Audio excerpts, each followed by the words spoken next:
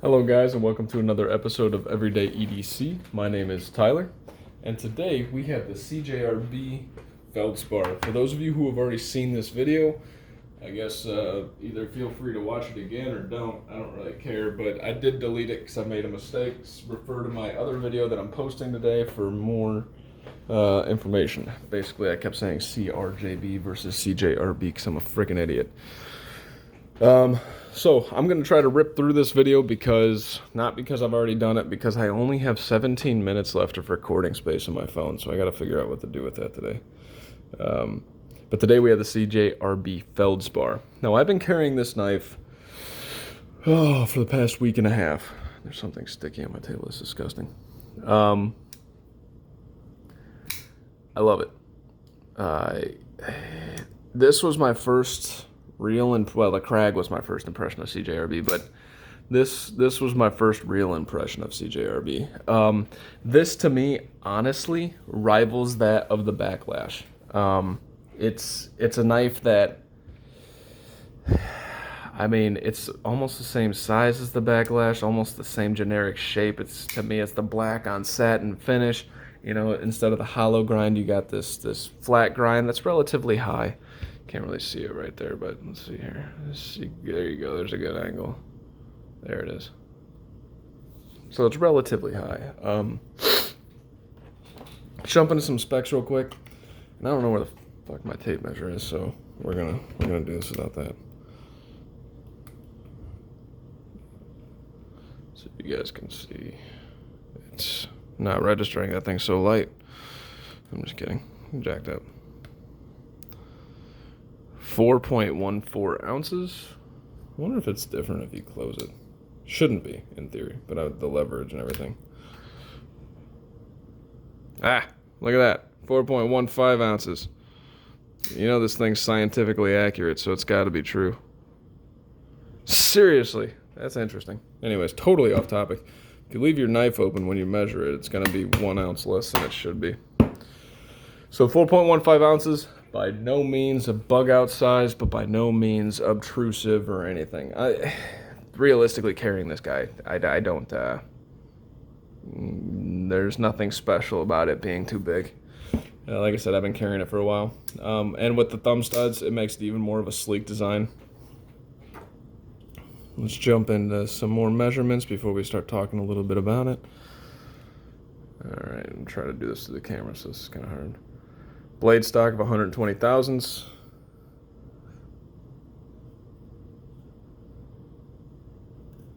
You fucker. Hold on, I'm gonna do this off camera, see if I can do this real quick, but. Alright. You guys might not believe me because I'm like not doing this right today, but I'm getting 20 thousandths behind the edge. One thing, if you guys are taking my measurements as word of God, don't.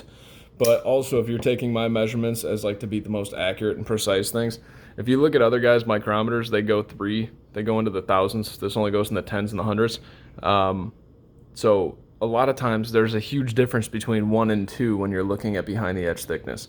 You know, a 1.4 is ridiculously thin by comparison of the 20,000. So just keep that in mind. I do need to get a different one, but that one was like $8 on Amazon, so I don't really care.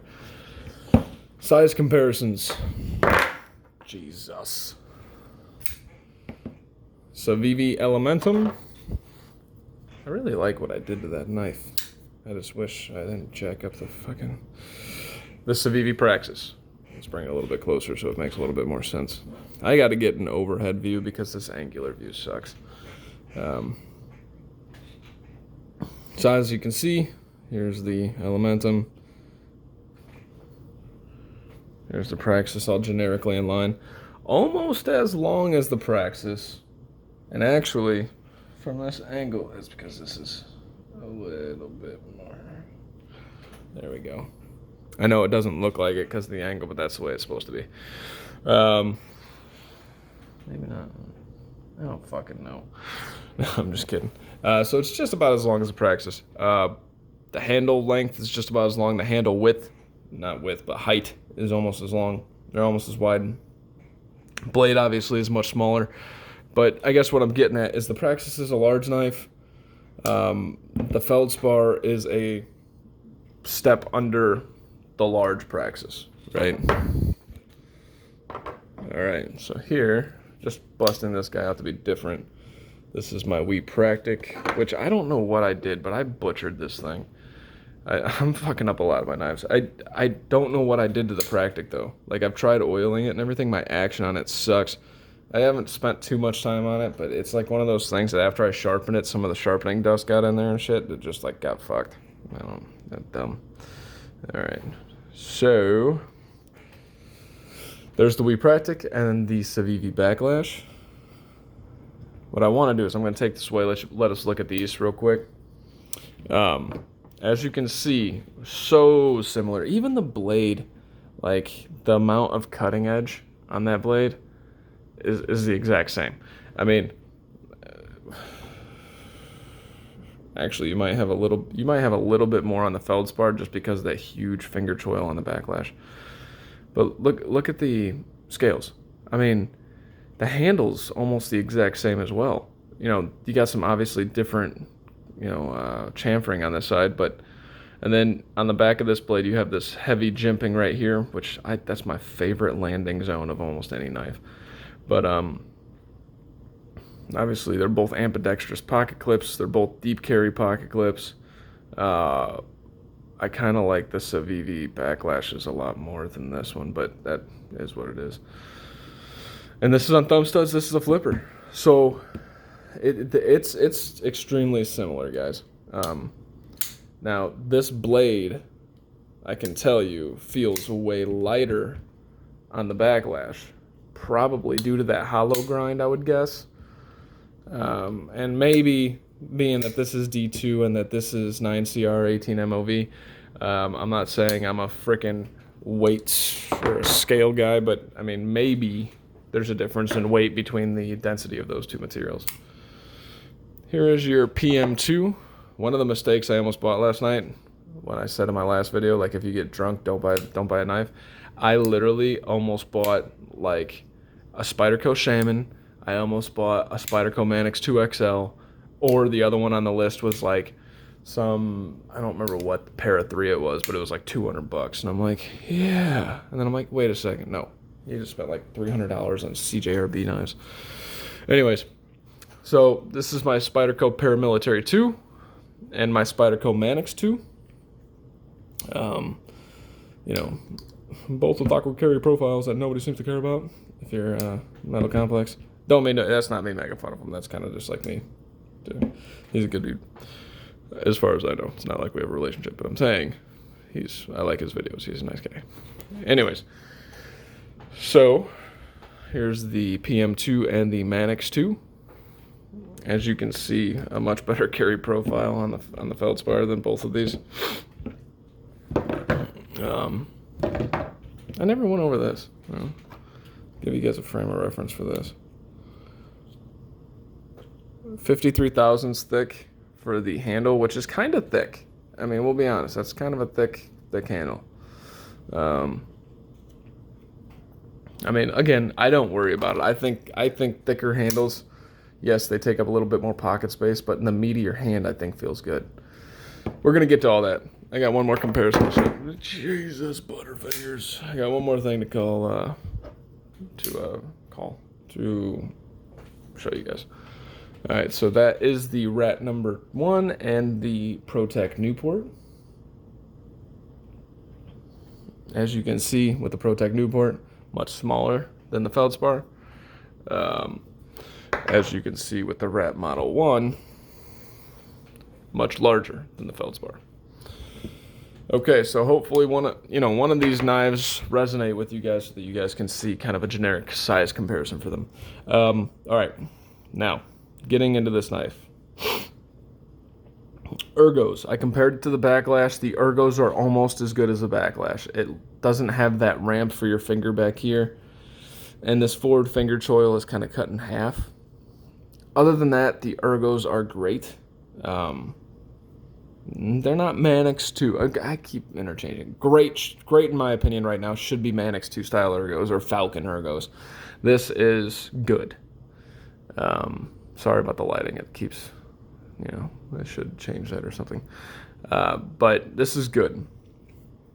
So going over this is I want to say a $40 knife. Maybe it's a $35 knife. I don't remember. But CJRB is doing some cool things. As you can see, they're not scared of showing it. D2 steel in China and a serial number. And then just their logo on front. Not too much billboarding. The thumb studs.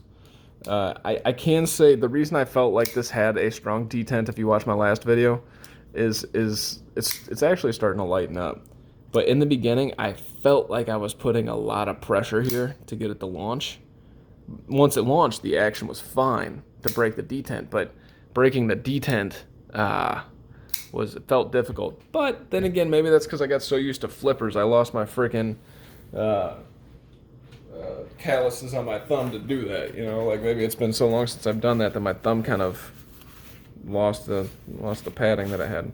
Sorry, cleaning up the table. I keep putting my arm in something that shouldn't be there.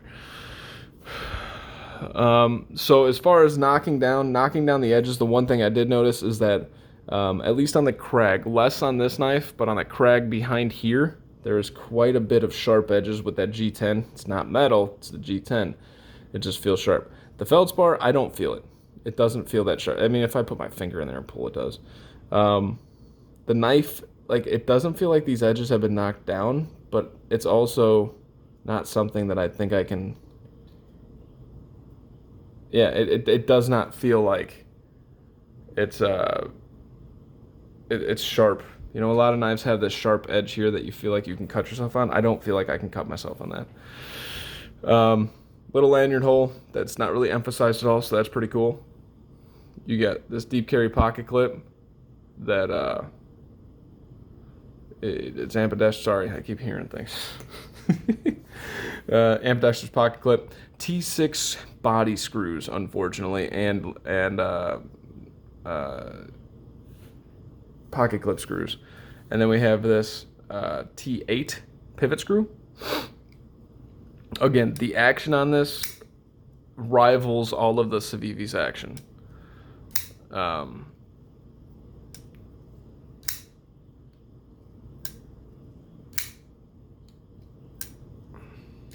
So, again, we got this little collar here. I haven't taken these apart yet. I am going to take apart the Tala or maybe the Centros because I've been working longer with that. I'm going to see if I can strengthen up that detent a little bit without doing anything crazy. Short of that, I really, really like this. And I'm noticing this with all the other CJRBs that I got in. Hopefully I didn't say CRJBs. CJRBs. This liner lock, first of all, these liners are recessed. I forgot to mention that. And they are not milled out. You really can't. You can see it right there. They're recessed. They're not milled out, the recessed is great. It gives it a much better feel. That's why it feels thicker. I think, well, I don't know if that makes sense. That doesn't make sense. But, yeah, so anyways, the liners are recessed, and then you got this liner lock here. My favorite thing about what CJRB is doing, God, that sucks. That's going to be hard to break, guys. I'm not freaking apologizing for that anymore. I'm not going to break that. I'm not saying I'm going to call it CJRB, but I'm going to do my best to call it CJRB. But for some freaking reason, my brain goes the other way. Anyways, back to this. So the liner locks. So if you look at this has jimping on this liner lock, which is fine. It's not obnoxious or anything, and it feels fine on the backlash. But knife into the table. But this smooth liner lock here, I'm gonna tell you right now, I love the smooth liner lock. Another knife, bust it out real quick. This is a frame lock, but it's just so butter. Oh, it feels so good. There was one more knife, I forgot what it was, that had just this, it's almost like a weak liner. Give me a second, I might have it, sorry. Which one was it? Oh. Oh, not that one. Never mind. I lied. But yeah, that smooth over the jimping for fidget factorability is so much better. And fidget factorability is going to be my new word. We're making it happen. That's all I got, guys. Get out of here, Backlash. It's not your video. That's all I got. Thank you guys for watching. If you have any questions on this Feldspar, I hope it was relatively in-depth for you guys to kind of go through and see. They come in black G10, green G10, I think gray G10, grayish blue, I think. And maybe one or two more colors. Then there's a mini Feldspar out there as well. Great knife. You cannot beat the price of this knife versus what you're getting. As Justin was talking about too, it's on ceramic ball bearings. I've never mentioned that. It is on ceramic ball bearings, and it's just a fantastic knife. This one's quality came in great. It was centered. The action's great. The detent is strong enough that makes you really feel like you're going to break it and it's going to go. The knife feels like a quality piece. It feels thick, and something about the solid liners really make the knife feel more like a solid piece.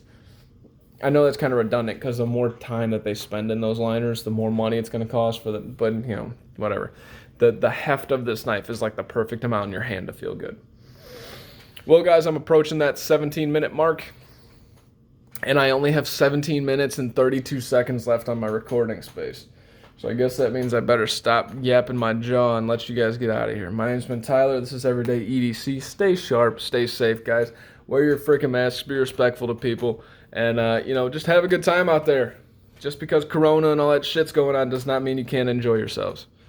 Love you guys. Be safe. Never hesitate to reach out. Ask me anything. Alrighty? Take care.